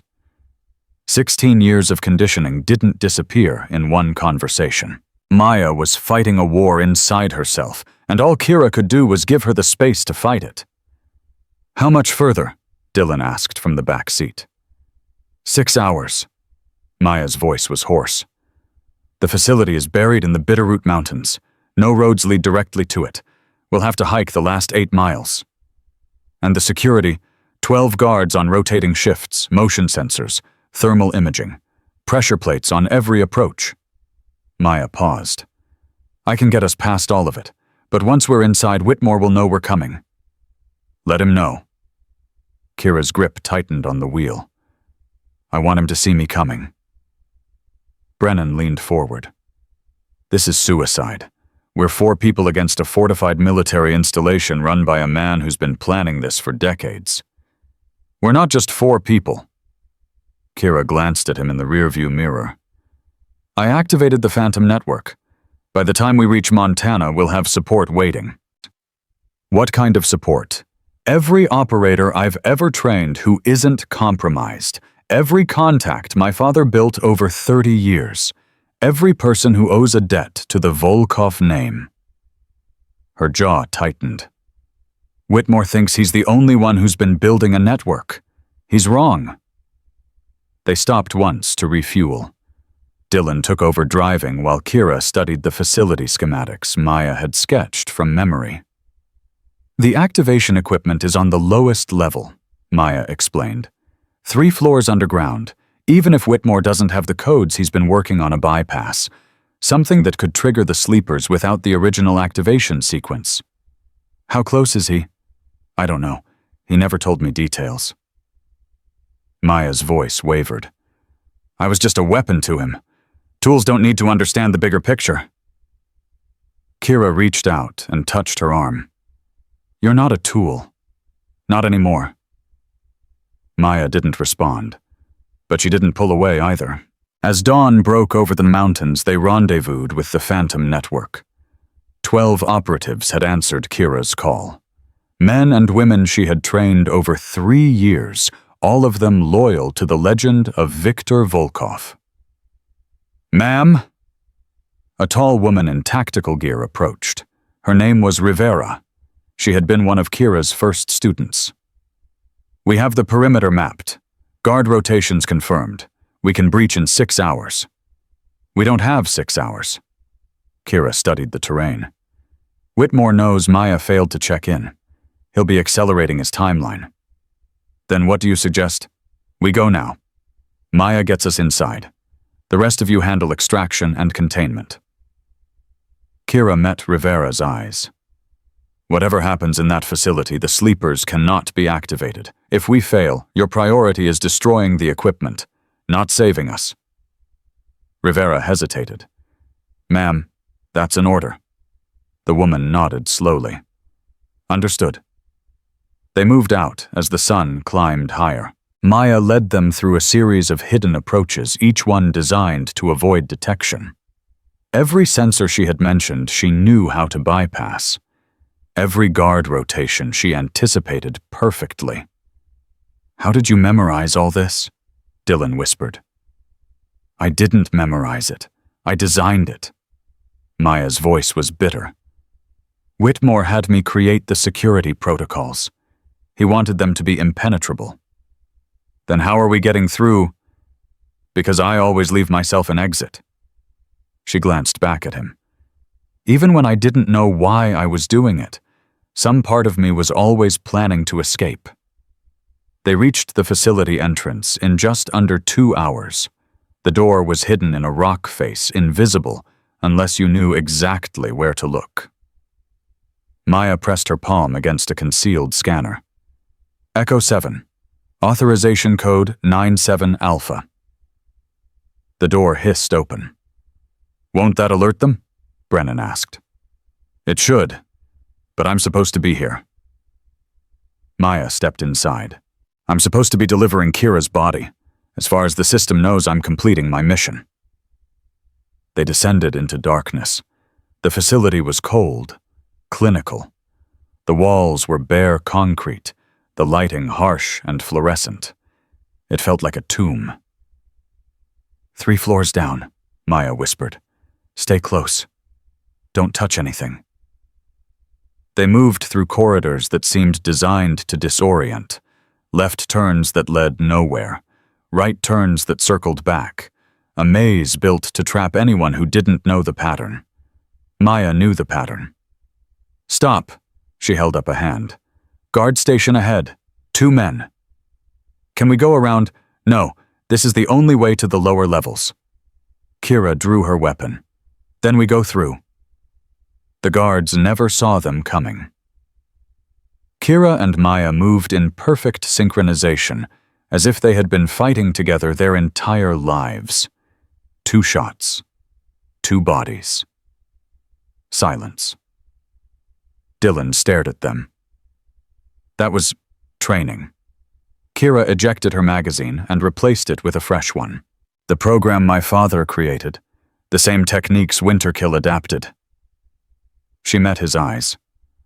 Whatever they made Maya into, they made me into something similar. The only difference is who was holding the leash. They kept moving. The second level was worse. Cells lined the walls. Small. Dark. Through the narrow windows, Kira could see what was inside. Children. Oh God. Brennan's voice cracked. There are kids in there. Current subjects. Maya's voice was hollow. The next generation of sleepers. They've been here for years. We have to get them out. We will. Kira forced herself to keep moving. But first we stop Whitmore. If he activates the existing sleepers, thousands of people die. These children have a chance. Those people don't. It was the hardest decision she had ever made. walking past those cells, hearing the soft sounds from inside, knowing that every second she delayed was a second of suffering. But she kept walking. The third level was different. No cells, no security stations, just one long corridor leading to a single door. "He's in there." Maya stopped. "The activation chamber. Whitmore and whatever team he has left." "How many?" "I don't know. I was never allowed inside." "You were his personal aide, and you never saw the activation chamber. Nobody sees it. Nobody except Whitmore himself." Maya's hands were shaking. "He always said the activation was his alone, his moment of triumph." Kira studied the door. Reinforced steel, biometric lock, probably booby-trapped. "Can you open it?" "I don't have clearance." "Then we make our own clearance." Kira pulled a charge from her pack. "Everyone back." The explosion shook the entire level. The door buckled, but held. Kira fired again, this time targeting the weakened hinges. The third blast brought it down. Admiral James Whitmore was waiting for them. He stood in front of a massive console, his uniform immaculate, his silver hair perfectly combed. Behind him, screens displayed data streams and activation sequences, numbers counting down. "Kira Volkov." He smiled. "Victor's daughter. I was wondering when you'd arrive." "Step away from the console. Or what, you'll shoot me." Whitmore spread his hands. "Go ahead. It won't stop the activation. The sequence is already running. In approximately 8 minutes, every sleeper in the program will receive their trigger signal." "You're bluffing. You don't have the codes." "I don't need the codes anymore." Whitmore's smile widened. "Did you really think I spent 15 years building this program without a contingency? The bypass is complete. Your father's safeguards are worthless." Kira's blood ran cold. "Maya." She didn't take her eyes off Whitmore. "Can you stop it?" Maya moved to a secondary console, her fingers flying across the keys. "I'm trying. The encryption is—" She froze. "He's telling the truth. The activation is locked. I can't override it. There has to be something. A fail-safe, an abort code." "There is." Whitmore's voice was calm, almost gentle. "But only I know it, and I have no intention of sharing." 7 minutes. "Why?" Kira took a step forward. "Why build this? Why destroy so many lives?" "Destroy?" Whitmore laughed. "I'm not destroying anything. I'm perfecting. The world is full of chaos, Kira. Governments rise and fall. Wars start and end. Alliances shift like sand. But the sleepers, they're constant. They're mine. No matter who sits in the White House or the Pentagon, my people will be there. Watching. Waiting. Ready to act when I give the word." "That's insane." "That's vision." His eyes burned with certainty. "Your father had the same vision once. He understood that the future belongs to those who control the shadows. But he lost his nerve. He let sentiment blind him to what we were building. My father shut down Winterkill because it was evil." "Your father shut down Winterkill because of you." Whitmore's voice hardened. "He saw you growing up. Saw what the training was doing to you. Saw the weapon he was creating. And he couldn't stomach it. So he destroyed 15 years of work to protect his precious daughter." 6 minutes. "He didn't destroy everything. He took the codes. He left a fail-safe in place. He thought he was being clever, keeping the codes as insurance, something to use if we ever tried to rebuild." Whitmore shook his head. "But he underestimated me. He always did. I've spent the last 3 years finding a way around his safeguards, and now finally I've succeeded." "You killed him." Kira's voice broke. "You killed my father because he was trying to stop you." "I killed your father because he was weak. He had the chance to shape history, and he threw it away for sentiment. For love." Whitmore's lip curled. Love is the enemy of greatness, Kira. It's the chain that holds back those of us who can see further. 5 minutes. Ma'am. Maya's voice was desperate. I can't stop it. The only way to abort is a manual shutdown of the entire facility. That would require destroying the power core. Where is it? Below us. One more level down. But it's surrounded by... I'll do it. Brennan stepped forward. Tell me where to go. I'll destroy the core. Kira stared at him. That's a suicide mission. I know.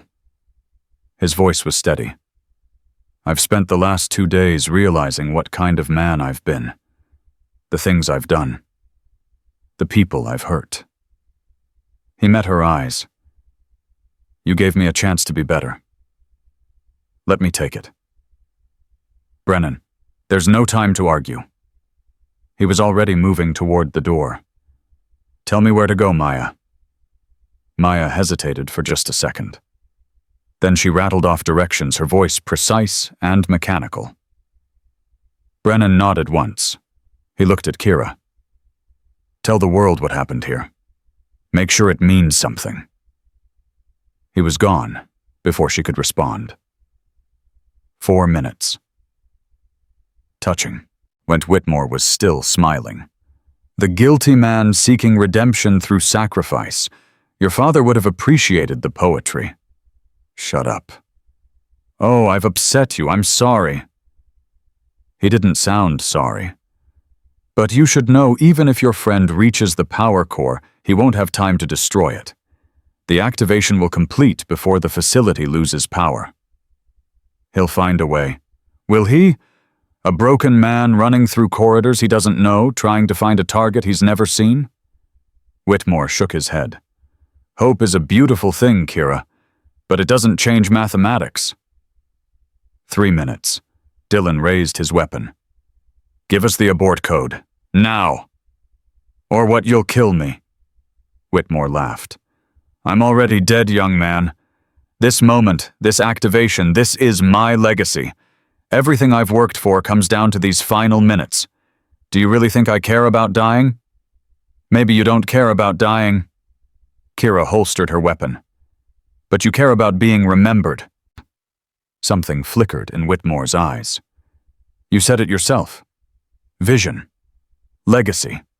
You want to shape history. You want to be the man who controlled the shadows. Kira took a step closer. But what happens if nobody knows? What happens if the activation occurs and the sleepers complete their missions and nobody ever learns that James Whitmore was behind it? They'll know. Will they? She took another step. The sleepers don't know who controls them. The government doesn't know Winterkill exists. Even the people you've placed in positions of power don't know your name. Her voice dropped.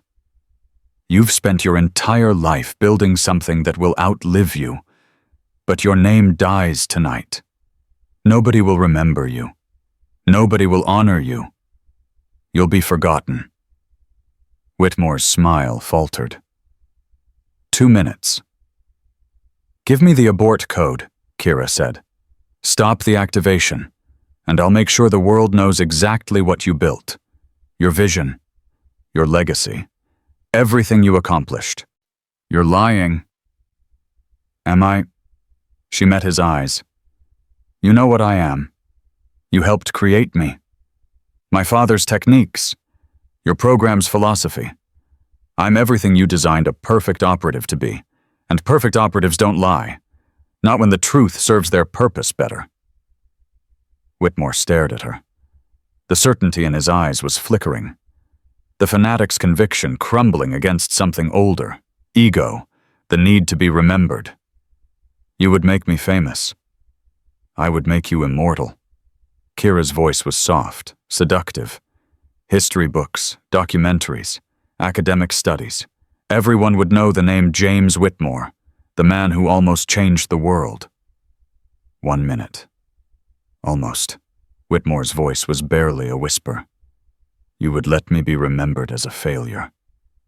I would let you be remembered as a visionary who was stopped by something he didn't anticipate. That's more than most people ever get. 30 seconds. Whitmore's hand moved toward the console. Omega 77, he said quietly. Authorization Whitmore Alpha. The countdown stopped. For a long moment, nobody moved. Then Whitmore laughed. A broken sound nothing like his earlier mockery. You really are Victor's daughter. He could talk anyone into anything when he wanted to. He looked at her with something almost like respect. You won't honor your promise. I know that. The moment I'm in custody, my name will be buried so deep that nobody will ever find it. Probably. Kira lowered her weapon. But you had to hope, didn't you? That's the thing about legacy. We'll do anything to believe we'll be remembered. Maya moved to the console. I'm purging the activation system, destroying the bypass. Once this is done, the sleepers can only be triggered by the original codes. The codes on my father's flash drive. Yes. Kira pulled the drive from her pocket. Such a small thing. So much death encoded in its circuits. Can you destroy them? If you want. For a long moment, Kira stared at the drive. Her father had given his life protecting this information, had trusted her with the power to trigger or prevent a catastrophe. She handed it to Maya. Destroy everything. The codes, the bypass, the entire system. I want Winterkill to end here tonight forever. Maya nodded. Her fingers moved across the keys with purpose. As the files deleted one by one, Dylan's radio crackled. This is Brennan. I reached the power core. The facility is clear. All hostiles neutralized. Brennan. Kira grabbed the radio. The activation is stopped. Get out of there. Static. Then his voice tired but alive. Copy that. On my way back. Kira closed her eyes. She had expected him to die. Had accepted it as the cost of stopping Whitmore. But he had survived. Maybe redemption didn't always require sacrifice. Maybe sometimes it just required the willingness to try. It's done. Maya stepped back from the console. Winterkill is finished. Whitmore laughed again. Softer now. Almost sad. You think destroying a computer system ends this? The sleepers are still out there. Hundreds of them. All that conditioning. All that programming. It doesn't just disappear. No. Kira turned to face him. But now they have a chance. A chance to be something other than what you made them. A chance to choose. They'll never be normal. They'll never be free of what was done to them. Maybe not. Kira looked at Maya. But they can learn to live with it. They can find purpose beyond destruction. They can become more than the weapons they were designed to be. Maya met her eyes. Something passed between them. Understanding. Hope. That's naive, Whitmore said. That's human. Kira stepped closer to him. And that's something you'll never understand. You built your entire empire on the idea that people are tools to be controlled. But you were wrong. People are more than their programming, more than their trauma, more than what others try to make them. She leaned in close. That's why you lost. Not because I outsmarted you. Not because my father left fail-safes. You lost because you never understood that the weapons you built were people first. And people choose. Always. Military police arrived within the hour. Admiral Hayes led them personally, her face grim but triumphant. It's over, Kira told her. Winterkill is destroyed. The sleepers are safe. And the children, the ones in the cells. Freed.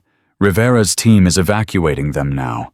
They'll need years of therapy, deprogramming, care. Kira's voice softened. But they have a chance. That's more than they had this morning. Hayes nodded slowly. And you, What happens to you now? Kira looked around, at Dylan standing loyal beside her, at Maya uncertain but no longer empty, at Brennan battered but somehow more whole than before. I don't know, she admitted. I've spent 3 years being the Phantom, hiding behind a mask, fighting a war nobody knew existed. Now that war is over, and I have to figure out who Kira Volkov actually is. Your father would be proud of you. Maybe. Kira touched the tattoo on her wrist, 3 dots in a triangle, the same symbol she had seen on Maya's file, the same mark her father had worn. Or maybe he'd be disappointed that I didn't just destroy everything, that I believed people could change. That's not disappointment. That's growth. Hayes put a hand on her shoulder. Victor was a brilliant man, but he was also afraid. Afraid of what he'd helped create. Afraid of what it meant for you. He spent his whole life preparing you to fight, because that was all he knew. And now you get to show him that there's more than fighting, that the warriors he trained can become healers too. 6 months later. Kira stood in a rehabilitation center watching a group of former Winterkill subjects participate in their daily therapy session. Some of them were children. Some were adults, sleepers, who had come forward after the program's exposure to seek help.